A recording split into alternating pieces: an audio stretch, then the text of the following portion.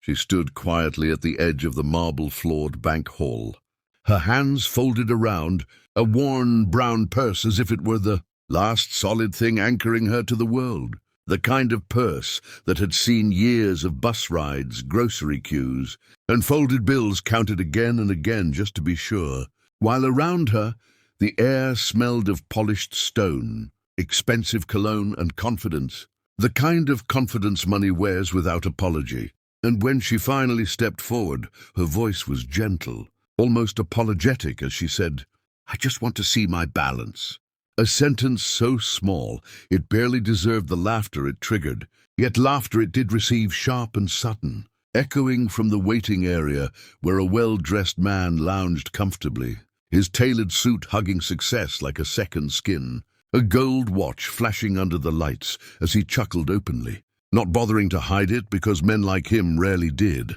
not in places built to serve people like him. And as his laughter grew, so did the whispers, the side glances, the silent judgments that painted her as another poor soul clinging to false hope, another woman who didn't belong among glass counters and silent security guards, and the millionaire because everyone knew who he was, the local real estate giant whose face smiled from billboards across the city, leaned back and smirked, shaking his head as if the universe itself had just delivered him a joke. And he muttered loudly enough for others to hear,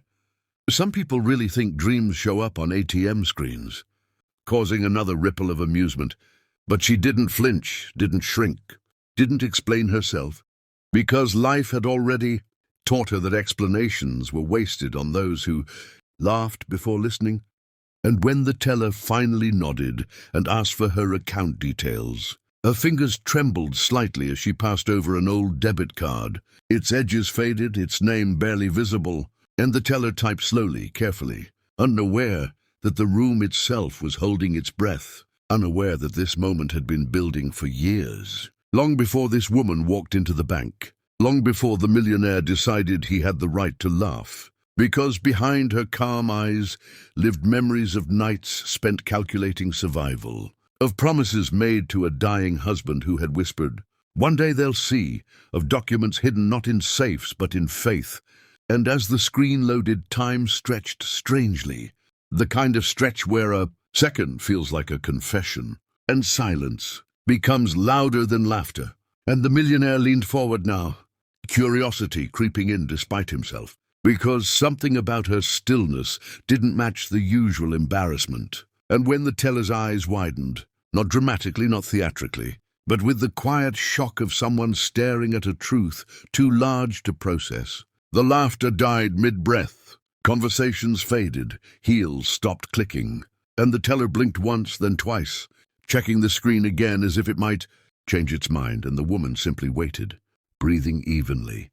while the screen glowed with numbers that didn't belong to whispered jokes or second-hand clothes, numbers that told a story far bigger than the room, numbers that carried decades of silence. And finally the teller swallowed and said very softly, "Ma'am, there must be some mistake, because disbelief often dresses itself as politeness." And the millionaire stood now, his smile gone, his instincts sharpening, because men who play with money recognize danger when it appears quietly. And as the teller turned the screen slightly to verify with a supervisor, the glow reflected in the glass, visible just long enough for the millionaire's eyes to catch it. And in that instant his breath left him, because what he saw didn't just contradict his laughter, it erased it. The commas stretching endlessly, the balance resting comfortably in a realm few ever reached, and his mind raced backward, replaying his words, his tone, his certainty,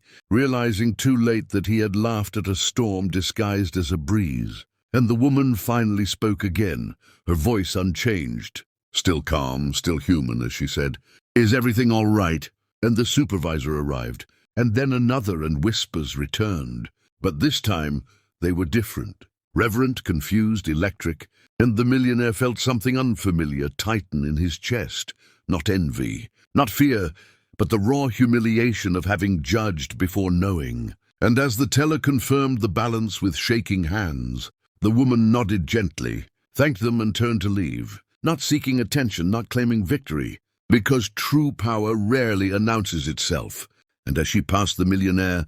their eyes met for a brief moment. And in that silence lay a lesson worth more than any fortune, a reminder that the loudest laughs often hide the weakest vision. And if this moment made your heart race, if you felt the tension build and wondered how such a woman carried such a secret, remember to subscribe, because stories like this aren't just told to entertain, they're told to remind us never to underestimate the quiet ones, and this was only the beginning. The bank doors closed softly behind her, but the silence she left behind roared, louder than any laughter that had filled the room moments earlier,